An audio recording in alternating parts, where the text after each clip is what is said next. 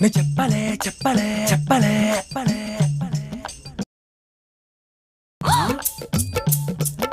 నే చెప్పలే చెప్పలే చెప్పలే అంతేం లేదులే మామ. 'సాహో అండ్ ఓజీని' సినిమాటిక్ యూనివర్స్‌గా చెయ్యాలి అని అనుకుంటే, అలా చేయగలిగిన ఒక వన్ ఆఫ్ ద పాసిబిలిటీని మనం ఈ వీడియోలో చెప్పాం. సుజీత్ గారు గూడా అలానే కనెక్ట్ చేసుకున్నారు. కానీ ఈ కనెక్షన్‌లో కొన్ని డౌట్స్ అండ్ ఎర్రర్స్ లాంటి పాయింట్స్ ఉండిపోయాయి.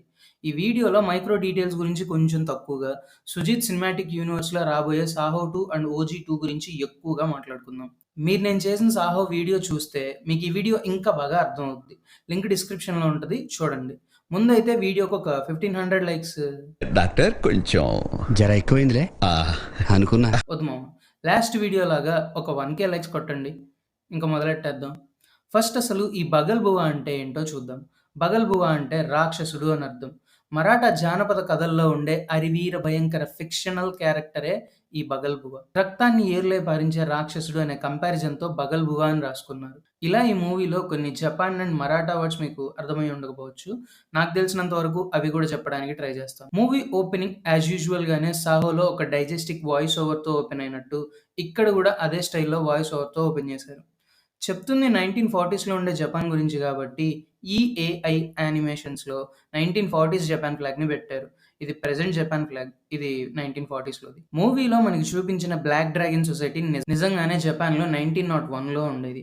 మూవీ స్టోరీ ఫిక్షనల్ కాబట్టి మూవీలో మనకి 1945లో సమురాయిలు బ్లాక్ డ్రాగన్ సొసైటీని స్టార్ట్ చేసినట్టు చూపించారు.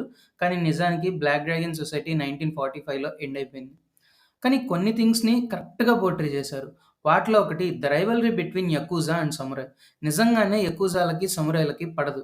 చాలానే street wars and gang wars నడిచాయి.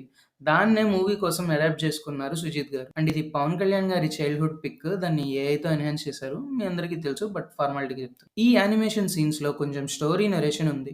అంటే బ్యాక్ స్టోరీ అంతా రాసుకొని డ్యూరేషన్ నిమిత్తం యానిమేషన్ మాంటేజ్‌తో స్టోరీ చెప్పారు. అంటే పోర్ట్ కట్టేటప్పుడు వాళ్ళకి వచ్చిన అడ్డంకులేంటి? ఇండియన్ పోర్ట్ అసోసియేషన్‌లో ఎలాంటి ప్రాబ్లమ్స్ వచ్చాయి? వాటిని ఓజీ ఎలా క్లియర్ చేశాడు?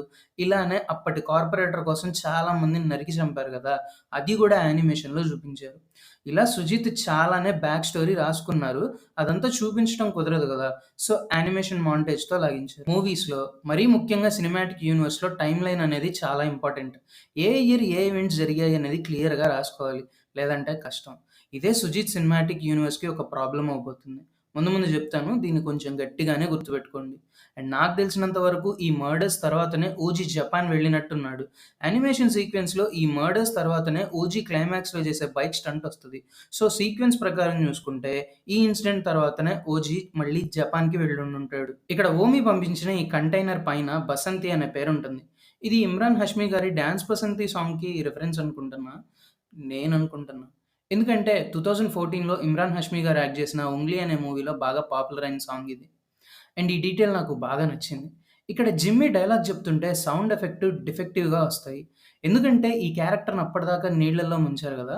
సో, చెవుల్లోకి వాటర్ వెళ్లి జిమ్మీ చెప్పేది సరిగ్గా వినపడదు. అది మనకు అర్థమవ్వటానికి సౌండ్‌ని ఇలా బ్రిలియంట్‌గా డిజైన్ చేశారు. పోర్టులో కంటైనర్ లేదు, ఎంత వెతికినా దొరకలేదు.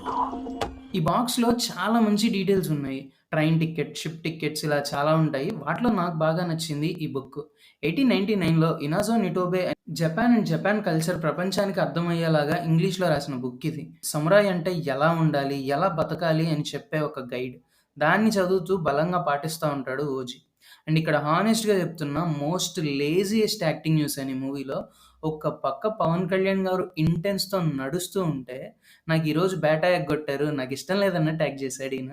లేదంటే దీపావళికి అన్నిచ్చారని ఫీల్ అయ్యాడేమో మరి. అండ్ ఓజీ ఇక్కడ తన గురువుకి గుర్తుగా తన స్కూల్‌లో ఈ ఫోటో పెట్టుకున్నాడు. ఇక్కడ ఐకిడో డోజో అంటే ఐకిడో అనేది ఒక మార్షియల్ ఆర్ట్. డోజో అంటే హాల్ అని అర్థం. అండ్ ఈ మూవీ మొత్తం మీద ఒక బ్రిలియంట్ జే కట్ వస్తది ఇక్కడ.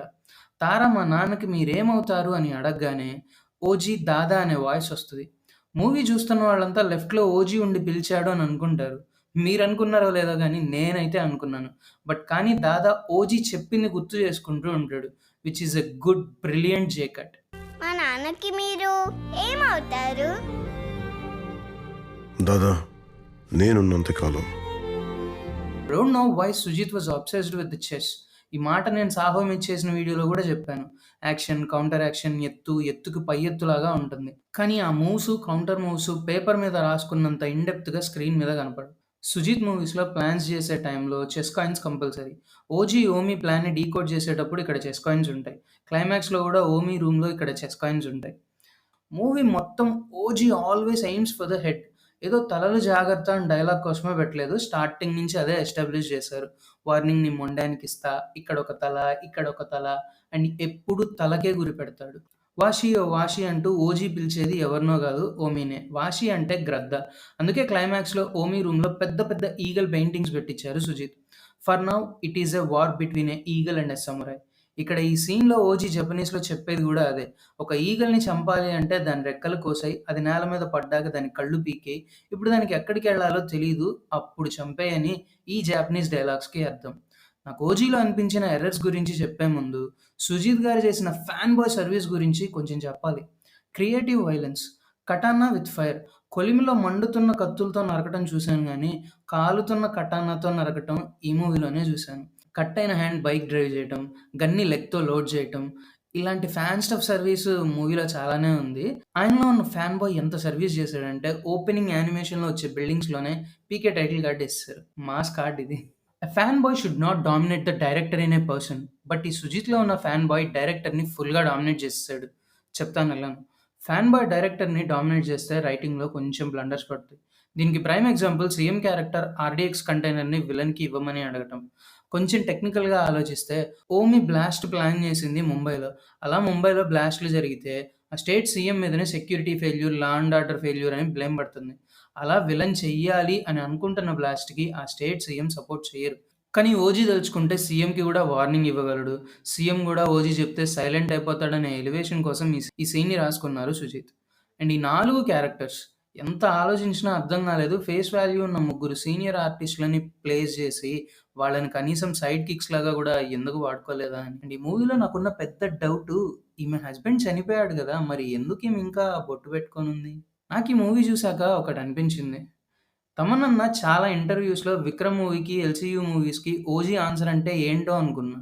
'విక్రమ్‌లో' మూవీ ప్లాట్ అంతా డ్రగ్స్ కంటైనర్ చుట్టూ తిరిగినట్టు, ఓజీ ప్లాట్ కూడా కొంచెం ఆర్‌డీఎక్స్ కంటైనర్ చుట్టూనే తిరుగుతున్నట్టు అనిపించింది. సంతానాన్ని కట్టేసి చంపుతారు. కానీ తను చచ్చినట్టు డెడ్ బాడీ కన్ఫర్మేషన్ ఉండదు. విక్రమ్ డెత్‌ని ఫేక్ చేసుకున్నట్టే ఓజీ కూడా డెత్‌ని ఫేక్ చేసుకోవటం, ఇవన్నీ చూస్తే ఇలాంటి సినిమానే రాయాలనుకుంటూ ఇదే సినిమాని రాసినట్టున్నారు సుజిత్ గారు. ఇది ఇది రైటింగ్ అంటే, ఇది క్లైమాక్స్ అంటే, ఇది ట్విస్ట్ అంటే ఇట్లా ఇట్లా రాయాలి కాదు, ఇదే రాయాలి. ఏమోలే బ్రదర్, ఇది జస్ట్ నాకు అనిపించిందని చెప్తున్నా. ఎనీహౌ, ఇప్పుడు మన వీడియోలో ఇంపార్టెంట్ అయిన 'Sujeeth cinematic universe' and 'OG 2' గురించి చూద్దాం. ముందుగా 'ఓజీ 2' గురించి చెప్తే, కణ్మణి మీరు ఇదివరకు ఏం చేశారు అని అంటే, ఓజీకి ముంబై బదులుగా జపాన్ గుర్తొస్తుంది. అంటే అర్థం చేసుకోండి, ముంబైని మించిన గ్యాంగ్ వార్ చేశాడు ఓజీ జపాన్‌లో. అండ్ మూవీ స్టార్టింగ్‌లో వీడు సమురాయిలు దాక్కొని బతుకుతున్నారు, యకుజాలు చాలా మంది ఉన్నారు అని చెప్తాడు. అంత ఎక్కువ మందున్న యకుజాలు కూడా నాశనం అయిపోయారని క్లైమాక్స్‌లో చెప్తాడు ఈడు. So, the entire 'OG 2' part will be completely revolve on Japan. Dam sure మామ, ఫిక్స్ అయిపో. 'ఓజీ 2' మొత్తం జపాన్‌లోనే ఉంటుంది. స్టార్టింగ్ అండ్ ఎండింగ్‌లో వచ్చే యానిమేషన్సే ఇంపార్టెంట్. స్టార్టింగ్ 'ఓజీ' టైటిల్ యానిమేషన్‌లో మనం చూసే సిటీ ముంబై. ఎలా చెప్తున్నావు బ్రో అంటే, ఇక్కడ ఈ బ్రిడ్జ్ ఎక్కే దారిలో ఒక అమితాబ్ బచ్చన్ పోస్టర్ ఉంటుంది. అండ్ ఇక్కడ మనం చూసేది ఎంట్రీ సీన్‌లో ఉండే కాస్ట్యూమ్. క్లైమాక్స్‌లో 'ఓజీ 2' టైటిల్ యానిమేషన్‌లో ఉండేది Japan city. Japanese boats and ఈ టవర్స్‌ని చూడొచ్చు. అండ్ ఈ కాస్ట్యూమ్ కూడా జపాన్ గ్యాంగ్ వార్ పోర్షన్స్‌లోవే. సో, డెఫినిట్‌గా ఫిక్స్ అయిపో. ఫుల్ లెంగ్త్ సినిమా జపాన్‌లోనే ఉంటుంది. అండ్ ఈ మూవీలో స్టోరీ ఎక్కువ ఎక్స్‌పెక్ట్ చేయకు. చెస్ గేమ్ లాగానే yakuza moves and OG counter మూవ్స్‌తో గ్యాంగ్ వారే ఉంటుంది. అండ్ మూవీలో మనకు వదిలేసిన చాలా డౌట్స్ 'ఓజీ 2'లో క్లియర్ అవుతాయని నేను అనుకుంటున్నాను. లైక్ ఓజీ కణ్మణిని ఎలా గెలిచాడు? మదురై నుంచి ఎందుకు మళ్ళీ నాసిక్కే వచ్చాడు? ఇలాంటి డౌట్స్ ఉన్నాయిలే. అవన్నీ 'ఓజీ 2'లో చూడొచ్చు అని అనుకుంటున్నాను. ఇప్పుడు 'ఓజీ' మూవీలో మనకు కనిపించే 'సాహో' మూవీ రిఫరెన్సెస్ ఏమున్నాయని చూద్దాం. Vaaji imports and exports company, Roy group symbol, Satyadada and Roy photo in port and ఈ సీన్. ఓజీ ఓమీ గురించి చెప్పేటప్పుడు రాయ్‌నే భయపెట్టాడు అని చెప్తాడు. అంటే నెక్స్ట్ సీన్‌లో మిడిల్ ఈస్ట్‌కి పెద్ద ఆర్మ్స్ డీలర్ అవ్వాల్సిన ఓమీని ఓజీ ఏసేసాడు కాబట్టే నెక్స్ట్ ఇయర్స్‌లో రాయ్ వాజీని ఈజీగా ఆక్యుపై చేయగలిగి ఉండుంటాడు. And most important collaboration of 'Sujeeth cinematic universe', 'power star' and 'rebel star' cross over. ఇది ఎంతవరకు ఫ్యూచర్‌లో పాసిబుల్ అవుతుందో నాకైతే తెలీదు. ఎందుకంటే డిప్యూటీ సీఎంగా ఆల్రెడీ బిజీగా ఉన్నారు పవన్ కళ్యాణ్ గారు. 5 ప్రాజెక్ట్స్‌తో బిజీగా ఉన్నారు ప్రభాస్ గారు. కాంబినేషన్ డేట్స్ దొరకటం అంత ఈజీ గాదు. కొన్ని ఇయర్స్ పట్టేస్తది. కొన్ని ఇయర్స్ తర్వాత 'సుజిత్ సినిమాటిక్ యూనివర్స్‌లో' 'OG' and 'Siddhanth Nandan Saaho' cross over అంటూ జరిగితే, దాంట్లో ఓల్డ్ ఏజ్‌లో ఉండే 'ఓజీని', యంగ్ ఏజ్‌లో ఉండే 'సాహోని' చూడటానికి పాసిబిలిటీ ఎక్కువుంది. 1970స్‌లో ముంబై షిప్ ఎక్కిన 'ఓజీకి' ఒక 15 ఏళ్లుంటాయి. అంటే 'ఓజీ' అరౌండ్ 1955లో పుట్టుంటాడు. 'సాహో' ఈవెంట్స్ అన్నీ 2016 ఆర్ 17 ఆ టైంలో జరుగుతూ ఉంటాయి. అలా చూసుకుంటే 'సాహో' ఈవెంట్స్ టైంకి 'ఓజీ' ఏజ్ 61 అవుతుంది. అంటే 'ఓజీ' అండ్ 'రాయ్' ఒకటే ఏజ్‌లో ఉంటారు. 'సాహో 2' ఈవెంట్స్ ఎలా చూసుకున్నా 2016 తర్వాతనే జరిగే పాసిబిలిటీ ఎక్కువుంటుంది. అలా చూస్తే ఆ టైంకి 'ఓజీ' ఏజ్ ఇంకా పెరుగుతుంది. 'సాహోలో' చూపించిన డీటెయిల్స్ ప్రకారం 'సాహో' మూవీ ఈవెంట్స్ టైంకి 'Siddhant Nandan' age 37 years. But ఒకవేళ 'సాహో 2'లో చూపించే ఈవెంట్స్ గనక 2016 కన్నా ముందు 'సాహో' అడల్ట్‌గా ఉన్నప్పుడే జరిగితే, అంటే ఒక 2004 ఆ టైంలో జరిగితే 'సాహో' ఏజ్ ఒక 25 ఉంటుంది. 'ఓజీ' ఏజ్ ఒక 49 దాకా ఉంటుంది. ఇలా చూపించినా కూడా బానే ఉంటది. అయితే ఇవన్నీ 'సుజిత్ సినిమాటిక్ యూనివర్స్‌ని' ప్రాపర్‌గా, యాక్యురేట్‌గా బిల్డ్ చేయాలి అని అనుకుంటేనే. క్రాస్ ఓవర్స్ ఉంటే చాలు లిబర్టీస్‌తో నడిపేద్దాం అని అనుకుంటే 'సుజిత్' గారు పెద్దగా కష్టపడాల్సిన అవసరం ఉండదు. ఇక్కడ 'సుజిత్' గారికి ఫ్యాన్స్‌కి కిక్ ఇవ్వడానికి ఒక మంచి గోల్డెన్ ఛాన్స్ ఉంది. అదేంటంటే 'సాహో' ముంబైలో పెరిగాడు. ఎవరి దగ్గరైనా ట్రైనింగ్ కోసం ముంబైలో ఉంచాడా 'రాయ్'? తనని ముంబైలో ఎవరు ట్రైన్ చేసుంటారు? అండ్ 'రాయ్' ఇక్కడ సెంట్రల్ మినిస్టర్‌తో ఒక మాట అంటాడు. బెదిరించి అయితే ముంబైలోనే సైన్ పెట్టించేవాడిని అని. అలా ఒక సెంట్రల్ మినిస్టర్‌ని గూడా ఎవరు బెదిరించగలరు? అండ్ ఇక్కడ 'ఓమి' చనిపోయాడని నేను అనుకోవట్లేదు. He'll come back again. తను చనిపోయినట్టు డెడ్ బాడీ ఎక్కడా రివీల్ చేయలేదు. సో, 'ఓమి' బతకడానికే ఎక్కువ ఛాన్స్ ఉంది. కానీ తను సివియర్‌గా ఇంజ్యూర్ అయ్యి ఉండుంటాడు. అండ్ 'సాహో' మదర్‌ని చంపినందుకు 'సాహో' గూడా రివెంజ్ తీర్చుకోవాలి గదా! సో, నా వరకు అయితే 'ఓజీ 2'లో యకుజా లీడర్ కొడుకుని చంపిన కొన్ని events, young 'Saaho', matured 'OG' కలిసి డేవిడ్ బాయ్‌ని, యకుజా లీడర్‌ని లేపితే చూడాలనుంది. 'సాహో 2' అంటారా? ఇంటర్నేషనల్ క్రైమ్ సిండికేట్ అయిన 'రాయ్' గ్రూప్‌కి చాలా మంది శత్రువులే ఉండుంటారు.